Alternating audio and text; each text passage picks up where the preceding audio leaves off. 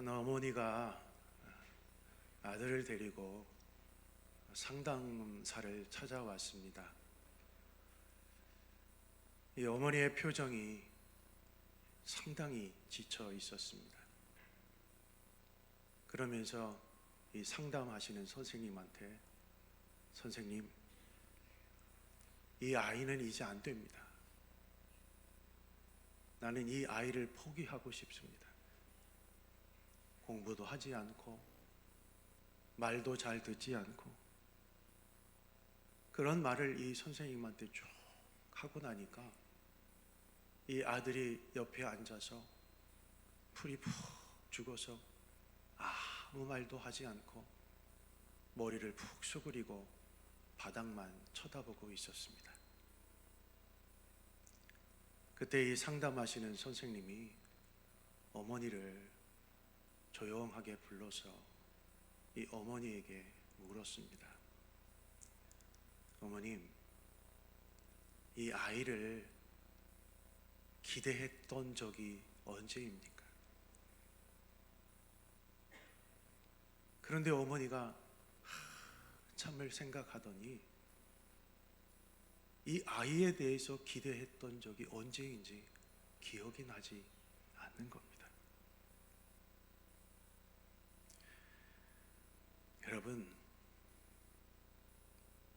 어느 누구든 자녀이든 남편이든 아내이든 부모이든 어느 누구든 기대, 소망, 이런 것들이 사라져 있다면 아마도 우리는 참 살기 쉽지 않을 겁니다. 기억이 안 납니다. 기대가 사라진 관계, 그리고 소망이 끊어진 관계. 사실 지금 우리가 살아가고 있는 이 시대가 아닌가 싶습니다. 여러분 한번 가만히 생각을 좀 해보시죠. 내가 함께하는 가족들, 또 나와 함께하는 성도들을 향한 그런 기대감을 나는 얼마만큼 가지고 있는가? 혹시 조금 전에 이야기한 그 내용처럼 아들처럼 기대와 소망은 전혀 갖지 않고 내가 살아가고 있는 것은 아닌가? 여러분, 우리가 그런 말을 하잖아요. 기대하지 않으면 상처도 없다라는 말을 우리는 합니다. 그런데 성경은 오늘 본문을 통해서 우리에게 다른 말을 하고 있습니다. 사랑은 모든 것을 바라며. 이제 사랑에 대해서 막바지를 향해 달려가고 있습니다. 사도 바울이 고린도전서 13장을 통해서 우리에게 하나님에 대한 사랑을 가르쳐주고 있습니다. 15가지 중에 오늘 본문은 14번째입니다. 성경을 다 두 단어로 이야기를 한다면 아마도 사랑이라는 단어일 것입니다. 사랑. 사랑이라는 단어. 여러분, 사랑이 무엇일까요? 사랑은 남녀 간의 사랑도 있고, 부모와 자식 간의 사랑도 있고, 사람과 사람과의 관계의 사랑도 있고, 특별히 하나님과 우리 인간과의 사랑이 있습니다. 과연 하나님은 우리를 얼마만큼 기대하실까요? 여러분은 옆에 앉아있는 성도들을 향해서 얼마만큼 기대하며 사랑을 하고 있습니까? 오늘 사랑은 바라는 것이다 라고 말씀하고 있습니다. 이 바라는 것, 헬라어로 보니까요, 엘피조라고 되어 있습니다. 단순히 이 사랑이라는 것은, 성경이 말하는 사랑은 그저 어떤 한 사람에 대해서 희망을 갖는 것, 그런 뜻이 아니라 하나님의 사랑하는 마음을 품고 내가 그 사람에 대해서 끝까지 포기하지 않는 사랑을 바로 엘피조 사랑이라고 말합니다. 그러니까 성경이 말씀하고 있는 이 사랑은 무엇이냐? 내가 보여지는 현실이 어떠하든, 그리고 내가 감당하고 있는 이 현실이 어떠하든 하나님이 하실 일을 기대하며 믿고 기다리는 것입니다. 그래서 기독교의 사랑은 무엇이냐? 지금 현실 앞에서 무너지는 것 같고 또 지금 현실 앞에서 낙담하는 것 같지만, 지금은 보이지 않지만 하나님이 일하실 것이다. 지금 내 모든 상황이 다 무너진 것 같지만 하나님이 다시금 일으켜 세우실 것이다 라고 하는 믿음을 갖는 것이 기독교의 사랑이라는 것입니다. 여러분, 이 사랑을 성경을 통해서 가장 잘 보여주는 장면이 무엇일까요? 히브리서 12장 2절 말씀에 보면 이런 말씀이 있습니다. 같이 읽어볼까요? 시작. 그는 그 앞에 있는 기쁨을 위하여 십자가를 참으사. 그는 그 앞에 있는 기쁨을 위하여. 그가 누가입니까? 바로 예수님입니다. 우리가 지금 사순절을 보내고 있습니다. 사순절은 십자가를 묵상하는 절기입니다. 여러분, 십자가를 가만히 한번 생각을 해보십시오. 가장 가까이 지냈던 이 제자들이 배신했던 자리입니다.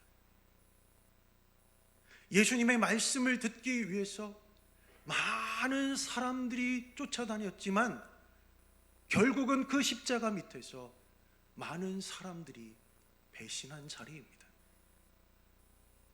그리고 모든 각색 병자들을 고치시고 치유하셨지만 고침받은 그 사람들까지 배신하고 도망갔던 자리가 바로 십자가입니다. 조롱받고 멸시당했던 자리가 십자가입니다. 그런 죽음을 향해서 예수님은 걸어가셨습니다. 여러분, 우리 인간적인 눈으로 보면 십자가 위는 아무런 소용이 없는 그런 자리였습니다. 절망의 길이었고 실패의 자리였고 패배의 자리였습니다. 그런데 성경은 우리에게 놀라운 사실을 가르쳐주고 있습니다. 예수님은 그 십자가의 고통 가운데에서도 자신의 고통만 바라본 것이 아니라 그 앞에 있는 기쁨을 바라보셨다라는 사실입니다. 여러분, 그 기쁨이 무엇입니까? 우리 죄인된 인간을 구원한 그 기쁨, 그리고 그 구원을 통해서 그 자녀들이 하나님의 자녀로서 회복되어서 영원한 생명을 얻는 그 기쁨, 그 기쁨을 예수님께서는 십자가의 죽음 앞에서 보셨다라는 사실입니다. 그러니까 예수님은 미래를 보신 것이고 소망을 보신 것입니다. 그래서 예수님은 십자가를 피하지 않고 그 고통 가운데 십자가에서 죽으신 것입니다. 사랑하는 성도 여러분, 사랑이 바로 이것입니다. 사랑이라고 하는 것은 지금 고통에 머무르지 않고 눈앞의 현실에 갇히지 않는 것입니다. 사랑은 무엇이냐? 하나님께서 이루실 미래를 바라보는 것, 그것이 바로 오늘 본문을 통해서 우리에게 가르쳐주고 있는 사랑이라는 것입니다. 로마서 4장 18절 말씀에 보면 아브라함이 바랄 수 없는 중에 바라고 믿었으니 라고 했습니다. 같이 한번 읽어볼까요? 시작. 아브라함이 바랄 수 없는 중에 바라고 믿었으니. 여러분, 어떤 상황입니까? 아브라함이 나이가 많이 들었습니다. 아이가 없는 상황입니다. 가문의 대가 끊어질 수 있는 그런 상황이었습니다. 인간적으로 보면 희망이 없는 상황이죠. 그런데 성경은 뭐라고 말합니까? 바랄 수 없는 중에 믿었다. 바랄 수 없는 중에 믿었다. 이것이 바로 성경이 가르쳐주고 있는 진정한 사랑이라는 것입니다. 사랑하는 성도 여러분, 사랑은 결코 포기하지 않는 것입니다. 사랑은 하나님을 보고 소망을 붙드는 것입니다. 여러분, 우리의 삶을 한번 돌아보시죠. 우리는 너무 쉽게 이런 말을 해요. 저 사람은 결코 변하지 않을 거야. 이 상황은 이제 끝나버렸어. 나는 안 돼. 그런데 하나님은 뭐라고 말씀하십니까? 사랑은 아직 끝나지 않았다. 사랑은 모든 것을 바라는 것이다. 여러분, 십자가가 무엇입니까? 십자가는 우리 인간들을 향한 그 사랑을 끝까지 바라보시면서 포기하지 않는 것입니다. 인간을 하나님은 거부하지 않으신 사건입니다. 여러분, 그래서 십자가는 절망의 자리가 아니라 소망의 자리인 줄 믿습니다. 사랑하는 성도 여러분, 우리가 가정에서 자녀들을 바라볼 때, 내 남편을 바라볼 때, 그리고 부인을 바라볼 때 저 사람은 안 된다 라고 생각되어질 때가 있습니다. 그러나 여러분, 하나님은 그 사람을 통해서 일하시는 줄 믿습니다. 그런 눈으로 사람들을 바라볼 때, 우리의 가족들을 바라보고 우리의 자녀들을 바라보고 부부간에 서로 그런 감정을 가지고 살아가게 되어질 때 그 사람을 하나님께서 변화시키실 줄 믿습니다. 여러분, 교회에서도 마찬가지입니다. 우리가 서로의 부족함을 보고 실망할 때가 있습니다. 그러나 여러분, 하나님이 이루실 일을 기대하며 함께하며 사랑으로 바라볼 때, 기대하며 바라볼 때 그 공동체는 일어나고 부흥되고 살아나게 되어질 줄 믿습니다. 그리고 무엇보다도 우리 자신을 향한 사랑입니다. 여러분, 우리는 우리 스스로를 너무 쉽게 포기하는 경향이 있습니다. 그러나 하나님은 결코 여러분 한 사람 한 사람을 포기하지 않으시는 줄 믿습니다. 지난주 금요일에 대륙선교회 임원회가 있어서 옥천회를 다녀왔습니다. 이제 임원회에 앞서서 일부에 이제 경건회를 하는데, 회장 되시는 목사님이 설교 중에 자기 교회 집사님 이야기를 하는 거예요. 자기 교회 집사님 가운데 한 사람이 늘 그렇게 불평불만을 달고 사는 거예요. 아주 사소한 일 가지고도 그것을 가지고 욕을 하고, 어느 누구든 붙들리면 그 사람의 입에 가만히 있지를 못하는 것입니다. 자기도 힘들고, 그러다 보니까 성도들 간에 자꾸 갈등이 생기더라는 거예요. 그러면 어떻게 됩니까? 그 성도들끼리 또 그 집사에 대한 갈등이 생기다 보니까 자꾸 그 집사님에 대해 멀리 하는 겁니다. 저 집사님 힘들어. 저 집사님 가까이 하면 안 돼. 그래서 그 주변에는 성도들이 없어요. 그래서 점점 더 그 집사님에 대한 사랑이 식어가는 겁니다. 사람들이 자연스럽게 거리를 두는 겁니다. 그런데 한 권사님이 그 집사님을 다르게 바라본 거예요. 사람들은 그 집사님이 문제로 봤지만 그 권사님은 그 사람 안에 있는 하나님의 가능성을 보고 있었던 겁니다. 다른 사람들은 피할 때 그 권사님은 그 집사님 앞에 더 다가갔어요.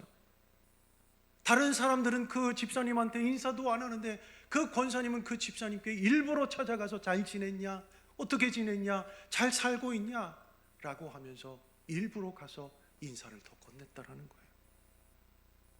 그리고 무엇보다도 그 집사님을 위해서 꾸준하게 기도를 했다라는 겁니다. 그런데 어느 날 이 집사님이 이 권사님한테 그러는 거예요. 이 집사님이 스스로도 알고 있거든요. 이 권사님한테 물어본 거예요.